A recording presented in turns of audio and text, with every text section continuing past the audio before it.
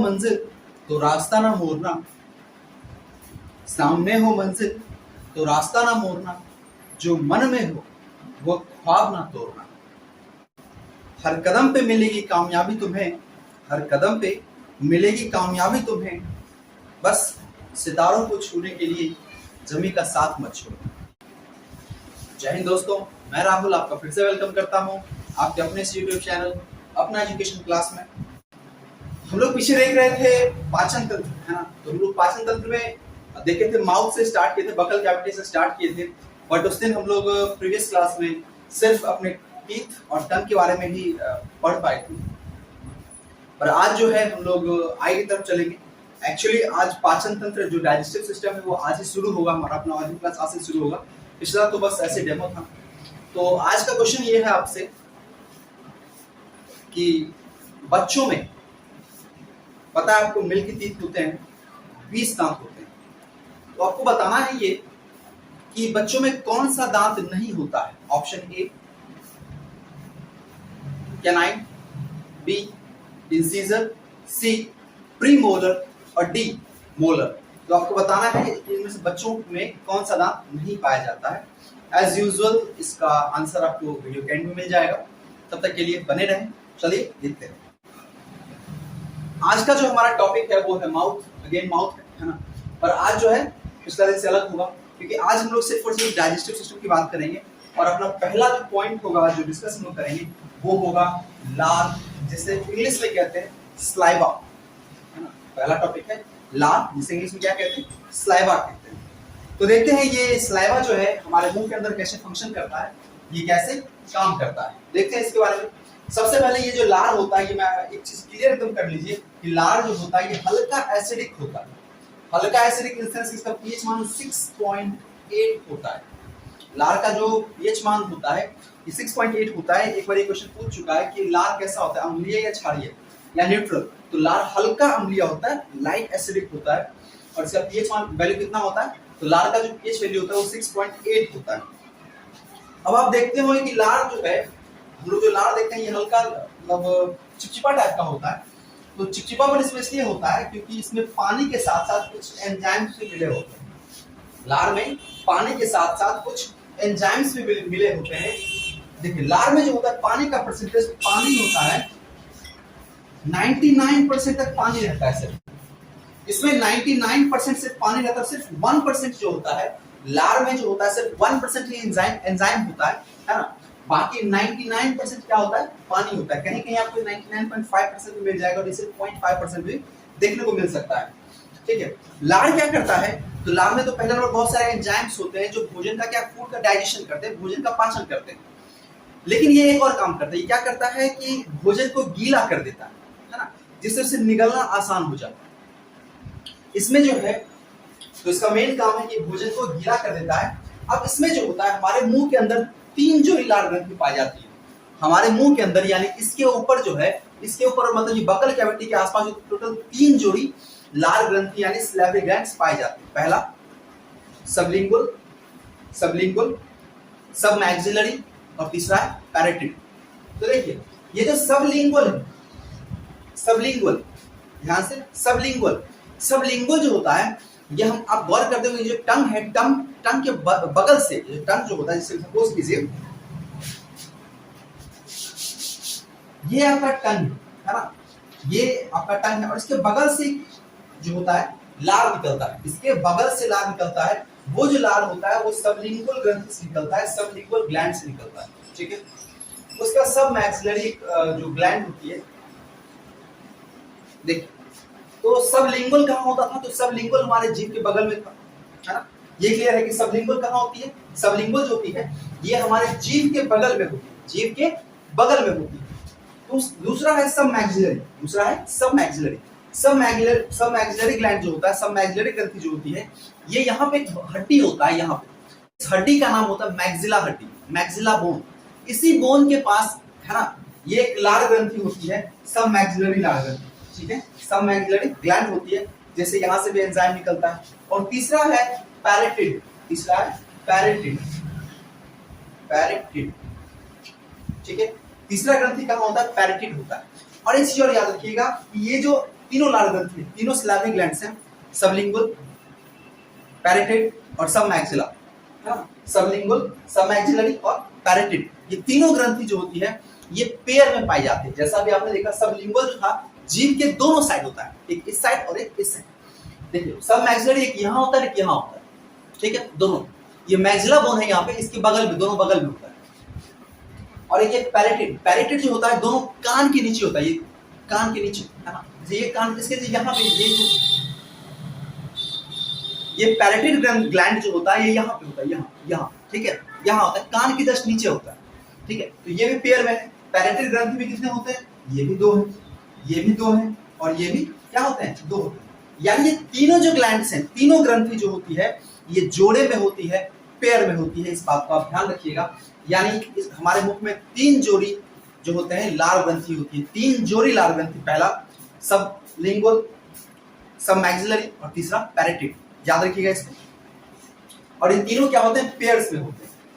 Next है अपना topic, अब मुख में, ठीक है, ये जो है ग्लैंड है हमारे मुंह में, हमारे माउथ में, ये 3 ग्लैंड जो हैं और इसमें एंजाइम कौन कौन सा निकलता है ये भी समझना जरूरी है। तो देखिए हमारे मुंह में जो है 2 एंजाइम्स निकलते हैं, मेनली 2 एंजाइम्स के निकलते हैं हमारे मुंह में, एक होता है टाइलिन और एक होता है लाइसोजाइम। यानी हमारे मुंह में मेनली 2 एंजाइम्स निकलते हैं, पहला टाइलिन और दूसरा लाइसोजाइम। अब देखिए टाइलिन को क्या कहते हैं? एमाइलेज कहते हैं। लेकिन ये चूंकि ये टाइलिन लार से निकल रहा है, हमारे स्लाइवा से निकल रहा है, इसलिए लारिया एमाइलेज कहते हैं। अब आप कहिएगा एमाइलेज ही कहते हैं, सिर्फ लारिया एमाइलेज क्यों कहते हैं? इसका रीजन है, देखिए एमाइलेज 2 जगह से निकलता है, एक निकलता है लार से, एक निकलता है हमारे मुंह में जो स्लाइवा है, हमारे मुंह में जो लार है उस लार से निकलता है एमाइलेज, इसलिए इसे कहते हैं लारिया एमाइलेज। एक हमारे अग्नाशय से निकलता है, एक एमाइलेज हम लोग आगे पढ़ेंगे हमारे अग्नाशय से निकलता है, उसे कहते हैं अग्नाशयी एमाइलेज, ठीक है। तो इसे कहते हैं, मेनली इसे कहा जाता है टाइलिन। इसे क्या कहते हैं? जो एंजाइम हमारे मुंह से निकलता है, एक का नाम है टाइलिन और दूसरे का नाम है लाइसोजाइम, ठीक है। टाइलिन को क्या कहा जाता है? लारिया एमाइलेज कहते हैं, लार का एमाइलेज कहा जाता है, ध्यान रहेगा आपको। अब ये एमाइलेज क्या करता है? ये जो हमारे हम जो खाना खाए उसमें जो स्टार्च है, जिसको हिंदी में हम लोग मंड कहते हैं, यानी ये टाइलिन क्या करता है? जो हम स्टार्च खाए, जो मंड खाए हैं, उसको ये माल्टोज में तोड़ देता है। ये आप बिल्कुल ध्यान रखिएगा, काफी इंपॉर्टेंट है। सीधे आपसे एग्जाम में पूछ लेता है कि स्टार्च जो है किस में टूटता है, तो आपको आंसर देना होगा स्टार्च जो है वो माल्टोज में टूटता है। दूसरा क्वेश्चन यहां से बनेगा कि स्टार्च को माल्टोज में कौन तोड़ता है, तो आपको आंसर देना होगा टाइलिन, ठीक है। अग्नाशय एक्सेस में एमाइलेज भी आपको दिया रहेगा, ऑप्शन में एमाइलेज भी मिल सकता है आपको। तो ये 2 क्वेश्चन आपको पूछ लेता है अक्सर एग्जाम में, ठीक है।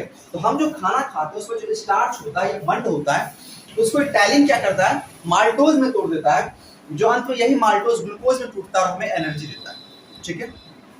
यही माल्टोज लास्ट में ग्लूकोज में टूट जाता है और हमें क्या मिलती है? एनर्जी मिलती है। दूसरा एक और एंजाइम हमारे मुंह में आता है, हमारे मुंह से निकलता है, वो है लाइसोजाइम। क्या? लाइसोजाइम। ये लाइसोजाइम क्या करता है? हम जो खाना खाते हैं, मान लीजिए कुछ खाना खाए, उसमें कुछ बैक्टीरिया है ना, कुछ जीवाणु विषाणु ये सब आ जाता है, तो ये लाइसोजाइम क्या करता है? उस जीवाणु और विषाणु को मार देता है। उसको क्या करता है? ये मार देता है। तो यानी हमारे मुंह से जो है लार निकलती है ना, उसमें 2 एंजाइम होते हैं, एक टाइलिन जिसे क्या कहते हैं? लारिया एमाइलेज, और दूसरा होता है लाइसोजाइम। टाइलिन क्या करता है? स्टार्च यानी मंड को माल्टोज में बदल देता है, जो अंत में ग्लूकोज में टूटता है। दूसरा लाइसोजाइम क्या करता है? तो जीवाणु को मार देता है। अब यहाँ पे क्या हो गया? मुख में जितना पाचन होना था, मुख में उसको दांत के साथ इसको चिबा के पीस के हल्का जो होता है, बड़ा बड़ा जो निवाला होता है उसको छोटे छोटे टुकड़ों में तोड़ लेते हैं, और ये क्या होता है? ये फिर यहाँ से मुंह से क्या होता है? अंदर की ओर धक्का दे दिया जाता है, धकेल दिया जाता है, ठीक है। अब यहाँ से आया, यहाँ से जो यहाँ से स्टार्ट होता है यहाँ पे आपको। अब देखिए खाना को यहाँ से धक्का दे दिया गया। अब मान लीजिए ये हमारा मुंह है, यहाँ से खाना को धक्का दे दिया गया। अब खाना यहाँ से आगे की ओर बढ़ता है, यहाँ पे होता है अमाशय, ठीक है। यहाँ पे होता है कुछ अमाशय, ऐसा कुछ करके होता है। आप लोग अब उतना सा पेंटिंग नहीं हो पाया है, पेंटिंग नहीं आती है, बचपन से नहीं आती है, तो यहाँ कुछ मान लीजिए अमाशय है, इसको अमाशय बाद में पढ़ेंगे, अपना अगला टॉपिक है। तो इसको कहते हैं हम लोग ग्रास नली। इसे क्या कहते हैं हम लोग? यहाँ से यहाँ तक के भाग को क्या कहते हैं? ग्रास नली कहते हैं। इसे इंग्लिश में कहा जाता है ओएसोफेगस, ठीक है। ग्रास नली को इंग्लिश में क्या कहते हैं? ओएसोफेगस कहते हैं। तो ध्यान दीजिएगा, ये इस भाग को क्या कहते हैं? यहां से लेके यहां, ये हमारा अमाशय यहां पे, हमारा अमाशय कुछ यहां से यहां तक होता है ना, 30 सेंटीमीटर लंबा होता है, 30 सेंटीमीटर लंबा होता है यहां से यहां तक कुछ, ठीक है। तो यहां से लेके यहां तक के भाग को क्या कहते हैं हम लोग? इस भाग को कहा जाता है ग्रास नली यानी ओएसोफेगस। इसमें देखते हैं आगे क्या होता है। यहां से भोजन जैसे ही यहां पहुंचा, ग्रास नली को ये फीलिंग हो जाता है कि अच्छा कुछ ऊपर से अंदर की ओर आ रहा है। इसमें क्या हो जाता है ग्रास नली में? ग्रास नली जो होता है ये अपने आप जो होता है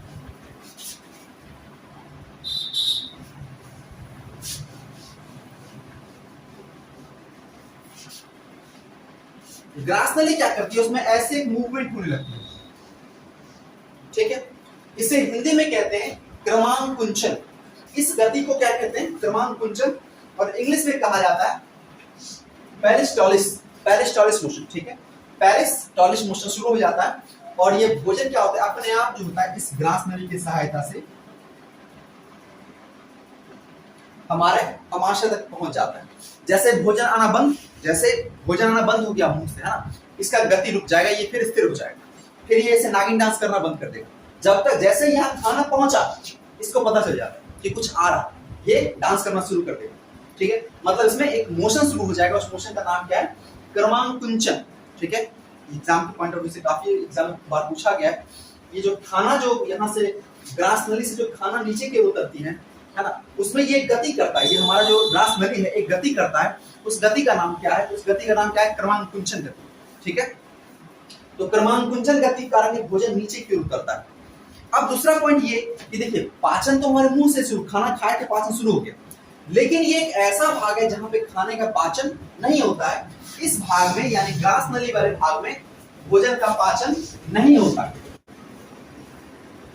इस ग्रास नली वाले भाग में क्या होता है? भोजन का पाचन नहीं होता है। ये सिर्फ जो होता है खाना को मुंह से लेता है और अमाशय तक पहुंचा देता है, स्टमक तक पहुंचा देता है, और इसका कोई रोल नहीं, कोई पाचन वाचन नहीं करता है। जैसे खाना आना बंद हो गया, इसमें ये अपने आप रुक जाता है, ठीक है। आगे देखते हैं, हम अपना अगला टॉपिक है। अब खाना पहुंच गया कहां पे? अब खाना पहुंच गया पेट में। पेट में नहीं पहुंचता एक्चुअली, वो हमारे अमाशय में पहुंचता है। पेट तो ये पूरे भाग हो गया, इस पूरे भाग को क्या कहते हैं? पेट कहते हैं। लेकिन पूरे भाग में थोड़े खाना आता है, खाना सिर्फ इस भाग में आता है। अमाशय जो होता है हमारे शरीर के लेफ्ट साइड में होता है, यहाँ इस साइड, इस पार्ट में होता है अमाशय, जिसे इंग्लिश में कहते हैं स्टमक कहते हैं। अब अपना अगला टॉपिक देखते हैं, स्टमक। पर उससे पहले एक बार क्विक रिवीजन कर लीजिए थोड़ा सा। जो मुंह जो था, माउथ जो था, इसमें लार निकलता था। लार कैसा होता था? अम्लीय होता था। इसका पीएच वैल्यू कितना होता था? 6.8 के आसपास अप्रॉक्स होता था। अब इसमें जो होता है, जो लार जो था, लार में पानी 99% होता था और एंजाइम सिर्फ 1% के आसपास होता था। ये भोजन को गीला करता था और भोजन को नीचे धक्का देने में मदद करता था। अब हमारे मुंह में 3 जोड़ी लार ग्रंथि होती है, आप बहुत अच्छे से ध्यान रखिएगा। हमारे मुंह में 3 जोड़ी लार ग्रंथि होती है, और ये 3 जोड़ी मतलब 3 जोड़ी होती है, सिंगल नहीं होती है। जोड़ी मतलब ये भी जोड़ा में होगा, ये भी जोड़ा में, और ये भी जोड़ा में होगा, ठीक है।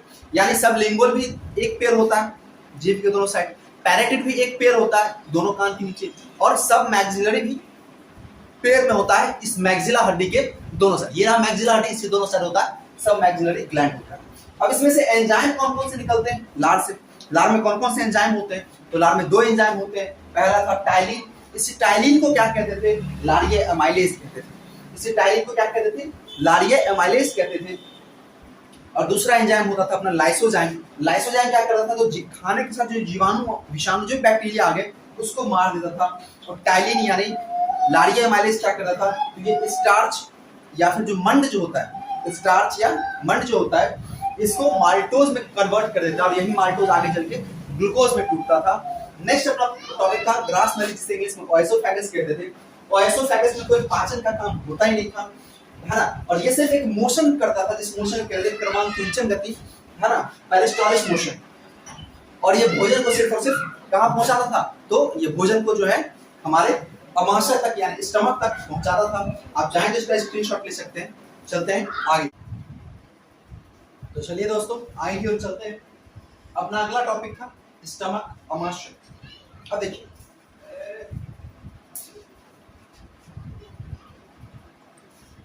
आपको जो है अभी आपने देखा होगा, एक फोटो आपको नजर आया होगा स्टमक का, है ना। अब स्टमक में 3 पार्ट होते हैं। ये जो हमारा अमाशय है, ये हमारा जो अमाशय महाशय है, इनके क्या पार्ट होते हैं? इनके 3 गो पार्ट होते हैं। पहला कार्डियक, दूसरा फुंडिक और तीसरा पाइलोडिक। ये सपोज कीजिए अपना स्टमक का फोटो,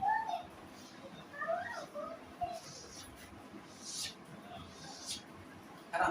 तो इस बार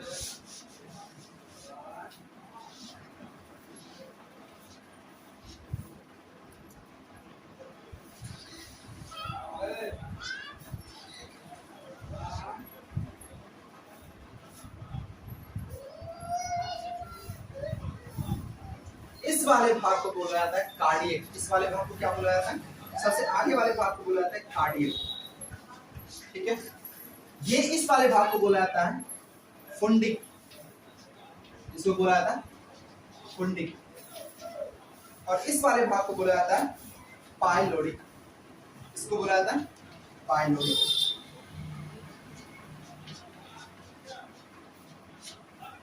ठीक।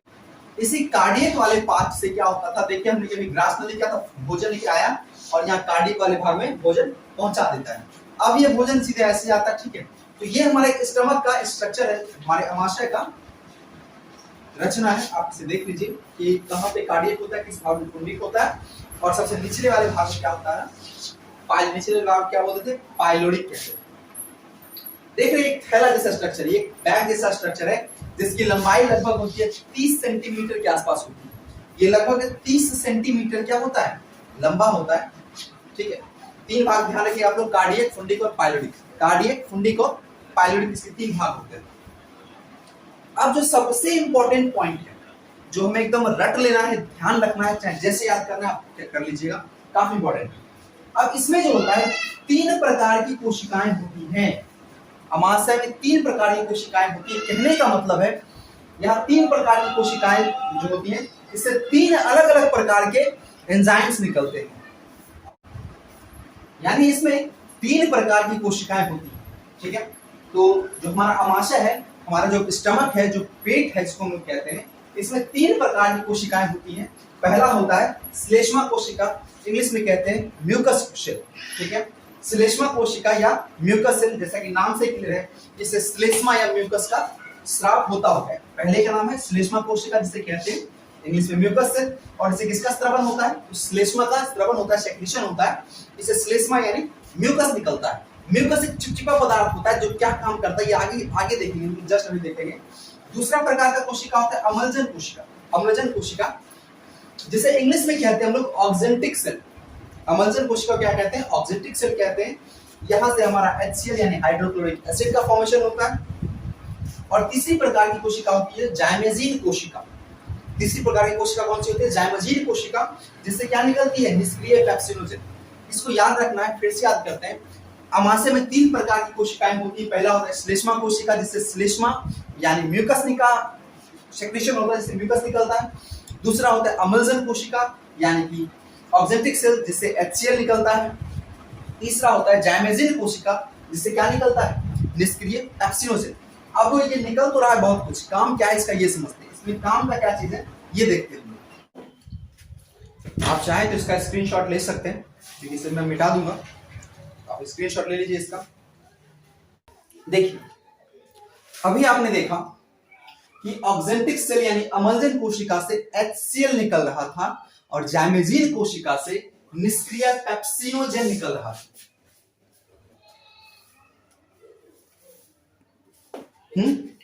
तो ये जो ऑक्जेंटिक सेल से HCl निकलता है और जाइमेजीन से निष्क्रिय पेप्सिनोजेन निकलता है। देखिए निष्क्रिय पेप्सिनोजेन कोई काम का नहीं होता है। जैसे ये HCl के साथ मिलता है, HCl इसको क्या करता है? पेप्सिन में कन्वर्ट कर देता है। HCl क्या करता है? ये जो निष्क्रिय पेप्सिनोजेन है, इसको पेप्सिन में कन्वर्ट कर देता है। ध्यान रखिएगा, HCl क्या करता है? तो निष्क्रिय पेप्सिनोजेन को पेप्सिन में कन्वर्ट कर देता है। उसके बाद क्या होता है? उसके बाद जो पेप्सिन, अब ये पेप्सिन अब काम करना शुरू करता है। पेप्सिन क्या करता है? हमारे शरीर में जो भोजन हम खाएं उसमें कुछ प्रोटीन्स होते हैं, उसमें प्रोटीन्स होते हैं। ये पेप्सिन क्या करता है? इस प्रोटीन को पैक्टोन्स में कन्वर्ट कर देता है। ध्यान रखिएगा। अब सोचिए बार बार कि इधर भी देखे थे कि माल्टोज में कन्वर्ट कर रहा था, यहां देख रहे हैं कि प्रोटीन को पैक्टोन्स में कन्वर्ट कर रहा है। ये कर क्यों रहा है आखिर? तो आप पिछला क्लास याद कीजिए, उसमें बताए थे कि भोजन के कण जो होते हैं काफी बड़े बड़े होते हैं, काफी जटिल होते हैं, है ना, और ठोस अवस्था में होते हैं।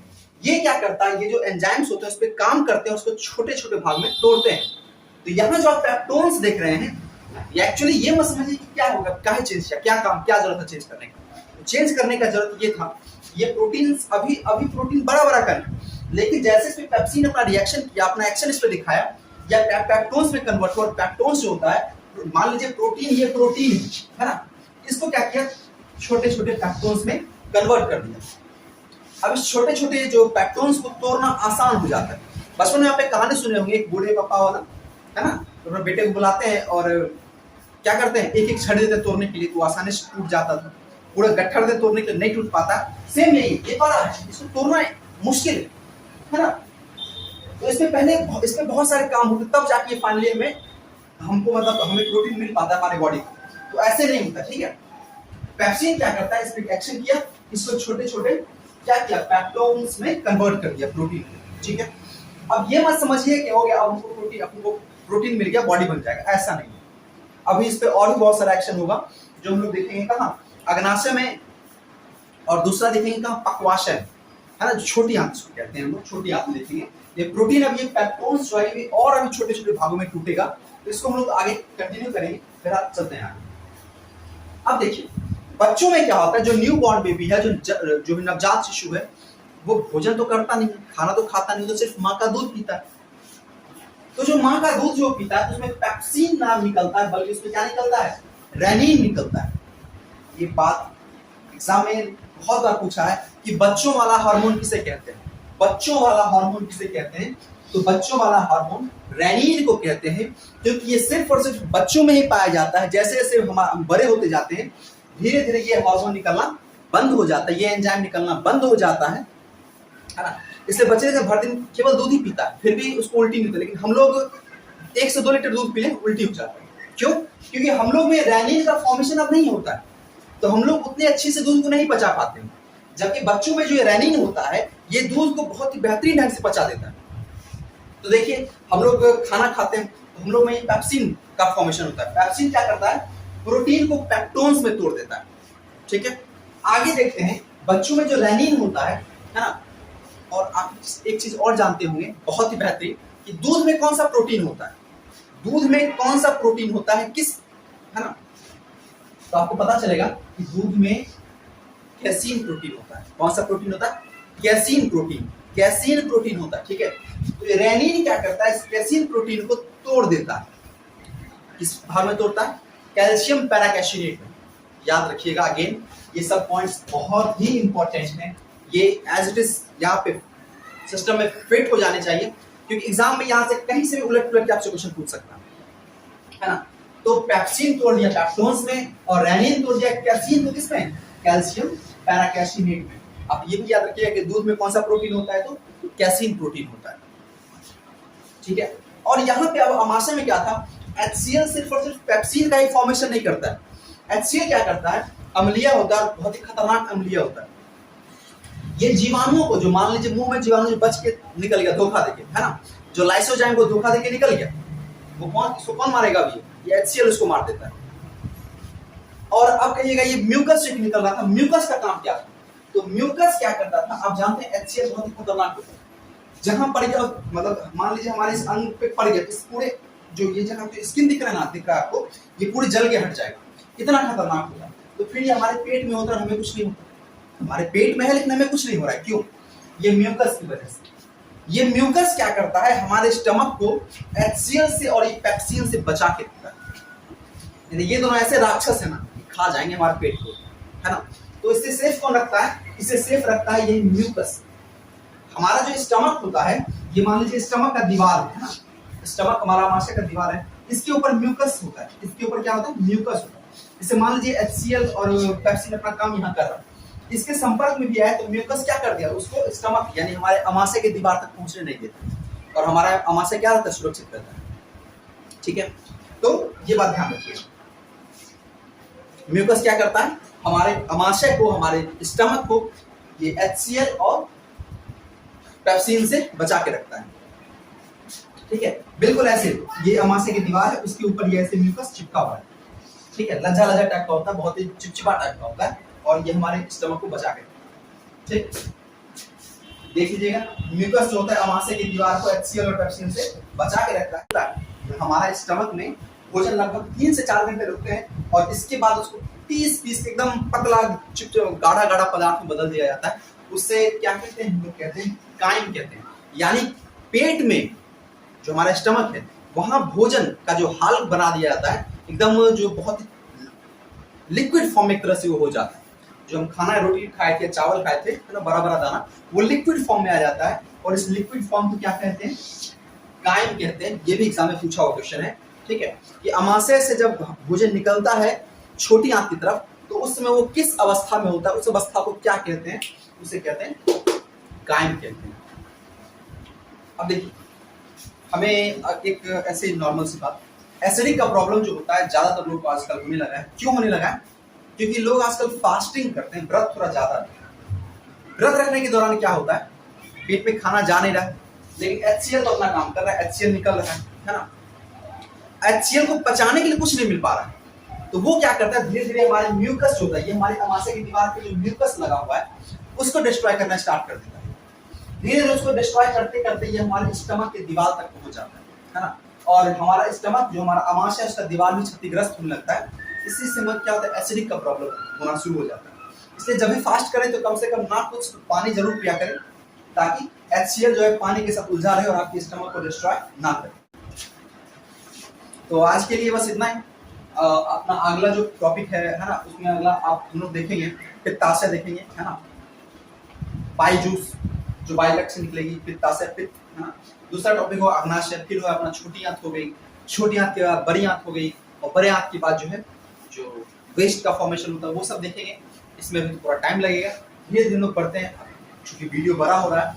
बस आज के लिए इतना ही रहने देते हैं। अपना आज का सुबह का जो क्वेश्चन था, वो क्वेश्चन था कि बच्चों में कौन सा दांत नहीं होता है।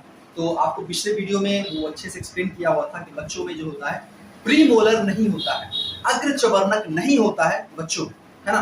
और मोलर भी सिर्फ कितने होते हैं, सिर्फ 2 होते थे, एक मोलर बाद में आता था, है ना। तो आज के लिए बस इतना ही, बाकी हम लोग फिर मिलते हैं कल अगले वीडियो में। तब तक के लिए आप लोग प्लीज इस चैनल को, अपना चैनल है, इसे अपने चैनल की तरफ प्यार दें, इसे शेयर करें, लाइक करें, और सब्सक्राइब करना बिल्कुल ना भूलें। और सब्सक्राइब करने के बाद जो बेल का आइकन होता है उसे जरूर प्रेस करें, ताकि नोटिफिकेशन आप तक पहुंचते रहे। मिलते हैं अगले वीडियो में, तब तक के लिए जय हिंद।